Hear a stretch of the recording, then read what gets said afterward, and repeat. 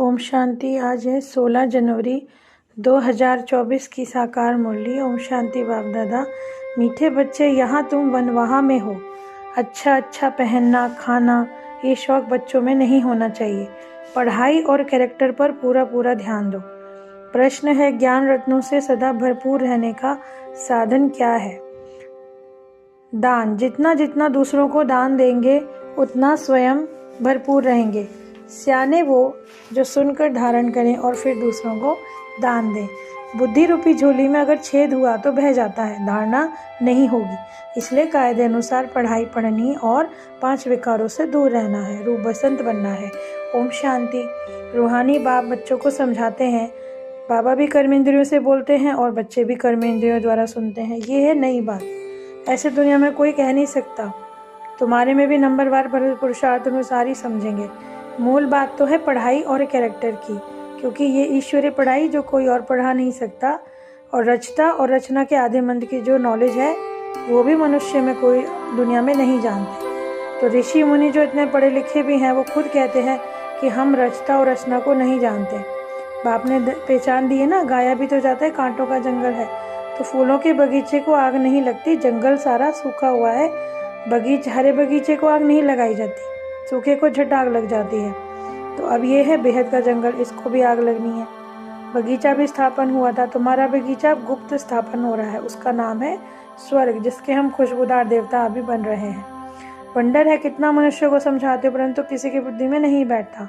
तो जो इस धर्म के नहीं है उनके बुद्धि में बैठेगा भी नहीं। एक कान से सुनेंगे और दूसरे कान से निकाल देंगे। सतयुग त्रेता में भारतवासी कितने थोड़े होते हैं, फिर द्वापर कलयुग में कितनी वृद्धि हो जाती है। वहाँ 1-2 बच्चे, यहाँ 4-5। तो भारतवासी अब हिंदू कहलाते हैं, वास्तव में जो देवी देवता धर्म के थे।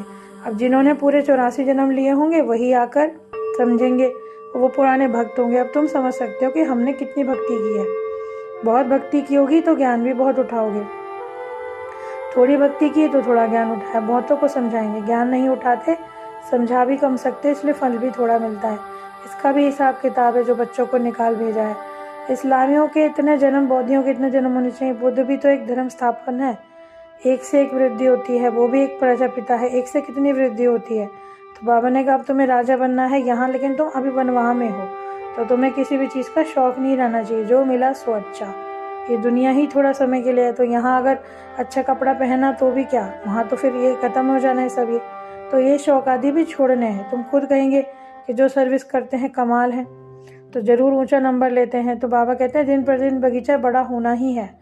ये सब गुप्त थे, अब फिर प्रत्यक्ष हो जाएंगे। अब तुम जानते हो हम मृत्युलोक में पद पाने के लिए पढ़ रहे हैं। ऐसी पढ़ाई कभी देखी है? वंडर है ना। तो अमर लोक की स्थापना, मृत्युलोक की विनाश कराने वाला तुम्हारा ये पुरुषोत्तम संगम युग बहुत छोटा है, इसमें बाप आते हैं पढ़ाने के लिए। तभी तो बाप कहते हैं लिखो शिव जयंती सो गीता जयंती। मनुष्य तो नहीं जानते, ये सब भूल बैठे।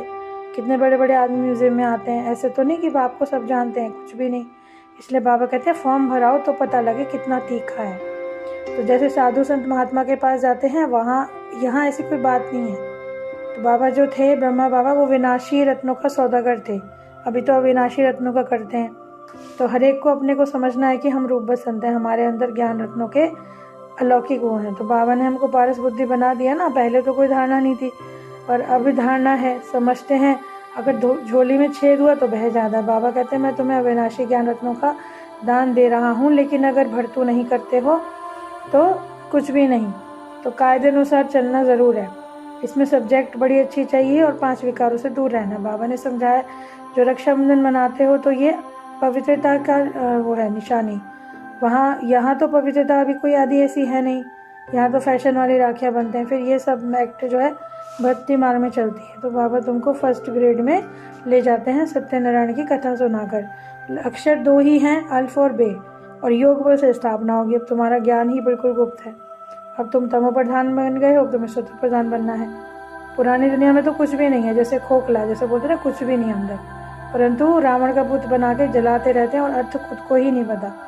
तो इन लक्ष्मी नारायण ने जैसे ये 84 जन्म पूरे लिए हैं, कैसे ये सत्व प्रधान बने।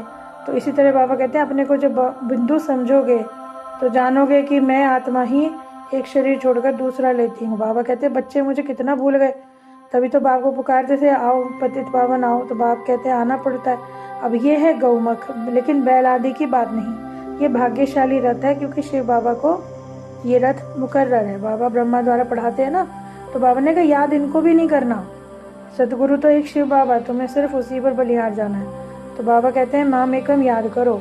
अगर किसी तरह बुद्धि गई तो बाबा कहते हैं फिर और पतित बनते चले ही जाते हैं। तो हमें क्या करना है, सिर्फ एक बाबा को याद करना है, तभी तो दिखाते हैं कि विश्व के मालिक बनेंगे। और राज्य को बाबा कहते हैं 5000 वर्ष हुए हैं, बाकी तो लोगों ने कितना उसका वृद्धि बता दी। अब तुम बच्चों को अथाह खुशी होनी चाहिए, दिखाते भी तो हैं। सागर से देवता निकले रत्नों की थालियां भरकर लाए। अब तुमको ज्ञान रत्नों की थालियां भर भर के मिलती हैं। तो बाप तो है ही ज्ञान का सागर, तो जो कोई अच्छी रीति भरते हैं तो अच्छे तरह उनकी पढ़ाई होती है।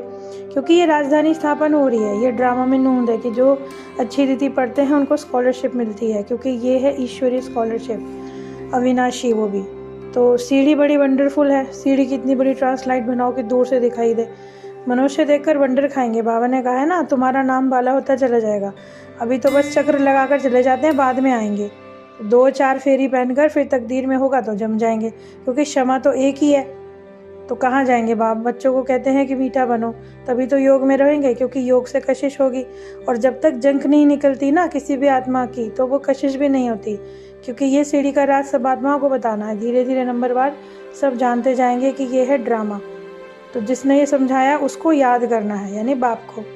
बाप को ओमनी प्रेजेंट कहते हैं, क्योंकि वहाँ तो ओमनी प्रेजेंट है माया, यहाँ है बाप, क्योंकि सेकंड में आ सकता है। जैसे बाबा बोला, बाबा हाजिर।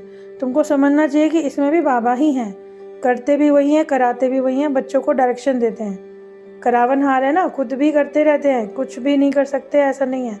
इस शरीर में वो हिसाब करो कि बाबा खाते नहीं, बस भासना लेते हैं। अच्छा मीठे मीठे सिक्के लेते बच्चों प्रति माता पिता बाप दादा का याद प्यार और गुड मॉर्निंग। रूहानी बाप की रूहानी बच्चों को नमस्ते। हम रूहानी बच्चों की रूहानी माता पिता बाप दादा को याद प्यार, गुड मॉर्निंग और नमस्ते नमस्ते। शुक्रिया बाबा, शुक्रिया। धारणा के लिए मुख्य सार है, रूप बसन बनकर अपनी बुद्धि रूपी झोली अविनाशी ज्ञान रत्नों से सदा भरपूर रखनी है। बुद्धि रूपी झोली में यदि छेद नहीं करना है, ज्ञान रत्न धारण कर कर दूसरों को दान करना है। स्कॉलरशिप लेने के लिए पढ़ाई अच्छी रीति पढ़नी है, पूरा वनवाह में रहना है, किसी भी प्रकार का शौक नहीं रखना, खुशबूदार फूल बनकर दूसरों को बनाना है। वरदान है, बातों रूपी बादलों को देखने के बजाय सेकंड में क्रॉस करने वाले सिद्धि स्वरूप बन। कई बच्चे शास्त्रवादियों की तरह बातें बनाने में तो बहुत होशियार हैं, ऐसी बातें बनाते हैं जो बाप को भी हंसी आ जाती, लेकिन दूसरे प्रभावित हो जाते। तो अनेक प्रकार की व्यर्थ बातें व्यर्थ रजिस्टर का रोल बनाती हैं, इसलिए तीव्र उड़ान भरो, इनोसेंट बनो। बाप को देखो, बातों को नहीं। ये बातें ही बादल हैं, इन्हें सेकंड में क्रॉस करने की विधि से सिद्धि स्वरूप बनो। स्लोगन है, किसी भी बात में क्वेश्चन मार्क उठाना अर्थात व्यर्थ का खाता प्रारंभ होना। अब है अव्यक्ति 40 द्वारा डबल लाइट फरिश्ता स्थिति का अनुभव करो।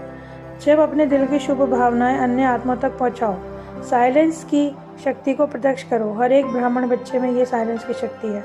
सिर्फ इस शक्ति को मन में तन में इमर्ज करो।